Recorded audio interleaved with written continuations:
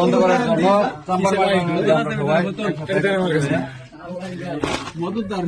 এই যে বোতল, এই যে বোতল, মদের বোতল, হ্যাঁ এক করেন, এক করছি মত রমরমার ব্যবসা। এই কই মাছ আছে যারা আছে এই যে লোকজন যে আইছে সবার সব ভিডিও ভিডিও ভিডিও হইছে ভালুকা মুচার ভিড়া দীর্ঘদিন ধরে চম্পার মা নামে মহিলা মদের ব্যবসা শুরু করেছে করতেছে। রমজান আজকে লুৎফর রহমত খান সানির নেতৃত্বে আমরা আসছি। ছাত্র দলের আহ্বায়ক, আমার কাছে তথ্য প্রমাণ, আমার কাছে অভিযোগ গেছে যে চাম্বার মার বাড়িতে চাম্বার মা মদ বিক্রি করে। এটা একাধিক অভিযোগের ভিত্তিতে আমি এখানে আমার ছাত্র দলের ভাই ব্রাদারদেরকে নিয়ে আমি এখানে আসি। এসে গেটের মধ্যে নক করার সাথে সাথেই নক করে কিন্তু তারা খুলে না। তারপর দীর্ঘক্ষণ পারাপারি করার পর আমরা ঢুকতে পারি। এখানে আপনারা যে মদ বিক্রি করার আলামত আমরা পেয়েছি। সবাই দেখো, আজকে প্রথমবারের মতো আমরা ছাত্র দলের ভাই ব্রাদারদেরকে নিয়ে আমি আসছি। তাদেরকে আমরা বলে দিয়েছি দ্বিতীয়বার আমরা প্রশাসনের সহযোগিতায় আমরা যে পদক্ষেপ নিতে হয় আমরা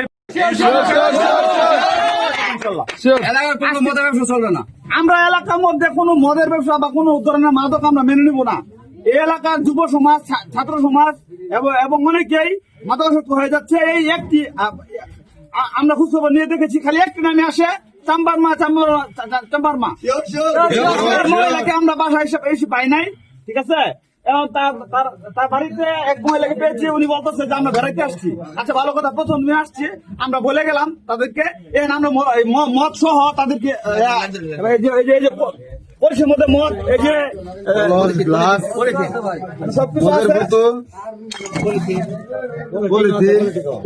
মদের বোতল গন্ধরে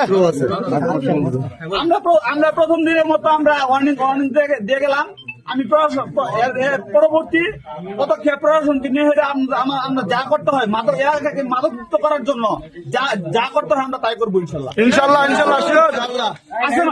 আজকের মতো আমরা শান্তিপূর্ণ ভাবে আমরা একটা ওয়ার্নিং দিয়ে গেলাম। ওয়ার্নিং দেওয়া হয়েছে।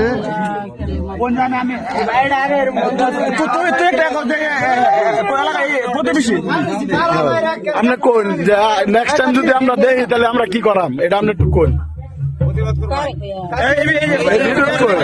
নেক্সট টাইম যদি পরবর্তীতে কোনো মদ আছে তাহলে কি হবে?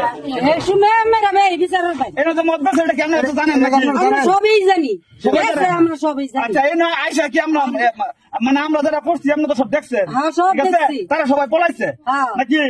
আমরা কিন্তু মদের আলামত যে পাওয়া গেছে না, মদের আলামত যে পাওয়া গেছে আপনি দেখছেন, দেখছেন নাকি? দেখছি এরপরে আছে নাকি? ঠিক আছে, এই এলাকায় কতদিন ধরে এই ব্যবসাটা চলতেছে? কতদিন যাবো চলতেছে? আচ্ছা, অনেক বছর ধরে। ঠিক আছে, তুমি আমার গেলে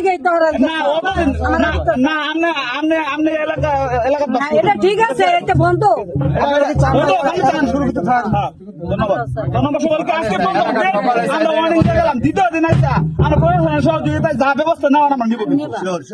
ঠিক আছে, আর মনে চলো অভিযোগের ভিত্তিতে আমি গেছি, কইছি বড় মত কইছি, তারা সবাই বলাইছে আবার ঠিক আছে, কইছি বড় মত কইছে, দেখো গেছে তুলার মধ্যে ব্যস্ত করে সব ছবিটা পেয়ে নাচছে।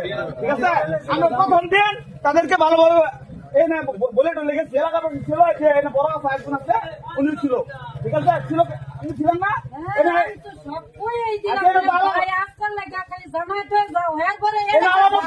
ঠিক আছে, এর পরবর্তী সময়ে এরকম কোন অভিযোগ যদি যায় আমরা এই সরকারের সহযোগিতা নিয়ে এবং প্রশাসনের সহযোগিতা নিয়ে আমি আমার জাতীয়তাবাদী ছাত্র দলের ভাই দাদাকে দেখে নিয়ে এই এলাকা সহ এই ভোটের মধ্যে যদি কোনো কেউ মত বিক্রি করে এটা বন্ধ করার জন্য যা করার লাগে আমি তাই করবো।